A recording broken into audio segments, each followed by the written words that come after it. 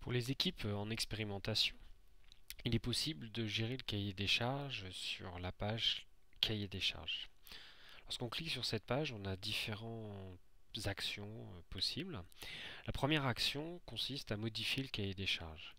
On a donc les différents éléments du cahier des charges, les éléments de contexte, les éléments de problématisation, les éléments de mise en œuvre du projet, les compétences à développer pour la mise en œuvre du projet, et enfin le cahier des charges de l'évaluation interne.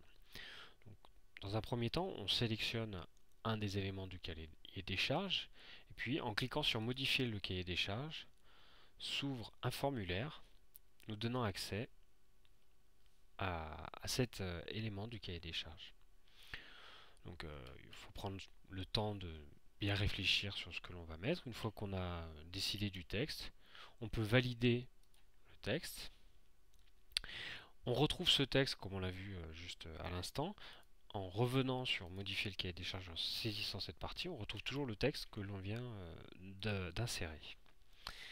Ensuite, une fois que le cahier des charges est complètement rempli, ou même avant, on peut jeter un petit coup d'œil à l'état du cahier des charges tel qu'il est enregistré dans la base, en cliquant sur voir l'état actuel du cahier des charges. Cette action ouvre une nouvelle fenêtre où l'on va retrouver les informations générales, les éléments de contexte, les éléments de problématisation, les éléments de mise en œuvre du projet, le cahier des charges de l'évaluation interne, et également sont repris sur cette page les différents membres de l'équipe de l'expérimentation. Il y a également la possibilité d'obtenir une version RTF du cahier des charges. Alors pourquoi RTF? RTF, ça veut dire Rich Text Format. C'est un format qui est plus simple qu'un format Word et qui permet d'être ouvert par n'importe quel logiciel de traitement de texte. Donc en cliquant sur ce lien, on obtient donc votre navigateur vous propose d'ouvrir le texte. Donc généralement vous pouvez l'ouvrir avec OpenOffice ou avec la suite de Microsoft Office avec Word. Donc lorsqu'on demande à ouvrir le fichier RTF, donc on va le retrouver sous la forme d'un fichier donc, que l'on peut enregistrer en local, hein, et puis échanger avec les différents membres de l'équipe. Une fois qu'on a enregistré ce fichier, alors bien entendu, le fichier est enregistré en local, il est échangé à travers des mails, ça ne modifie rien sur le cahier des charges enregistré en ligne. Pour modifier le cahier des charges, il faut toujours revenir sur ce module.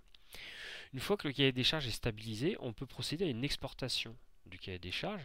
Alors cette fois-ci, en cliquant sur exporter le cahier des charges, l'état actuel du cahier des charges sera modifié pour faire un fichier PDF. Ce fichier PDF apparaîtra sur les différentes versions exportées du cahier des charges. Donc, par exemple, si je clique sur la dernière version de mon cahier des charges, qui date du 2 juin, s'ouvre, comme on le voit ici, un fichier PDF portant le nom, le numéro de l'action, le numéro de l'action et la date, .pdf. Donc il s'agit d'un fichier d'Acrobat, donc qui est en dur, il n'est pas modifiable. Ce fichier est sauvegardé sur le site du PASI, donc il est toujours accessible comme je viens de le faire en cliquant ici, mais vous pouvez également en faire une copie sur votre propre disque dur.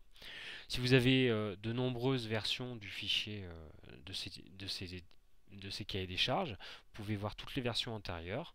Donc voilà, donc pour mon action, il y en a 5 qui correspondent à différentes étapes. Donc il est bon d'enregistrer en début d'année, en fin d'année et aux différentes étapes intermédiaires.